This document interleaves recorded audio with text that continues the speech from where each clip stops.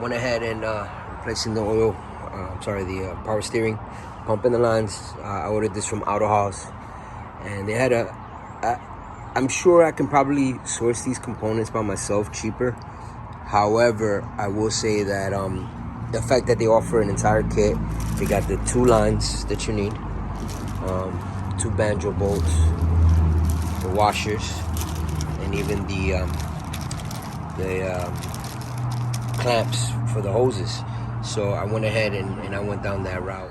Loosen up a 110mm bolt over here. You have to take out these 2 bolts. First this one, this banjo bolt, and then the other one over here, right there. So you take these 2 out. Just for reference, let's zoom this out here. Get it out.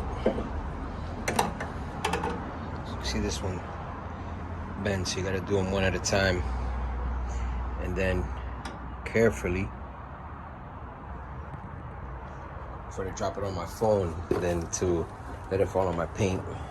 It's very corrosive, and this one has a bunch of fluid on it here, so obviously there's a hole somewhere, and that's what's been leaking. All right, so the new tank is in. I haven't filled it up yet, and the 2 hoses under here, they're bolted in. I will say, give yourself plenty of time to get this done. It's gonna take you a while, so it's bolted up right there.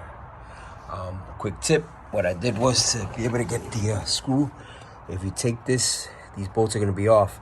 If you slide this over to the right a little bit, you'll be able to get the 22mm socket in there and tighten that up. All right, so it's time to bleed the system.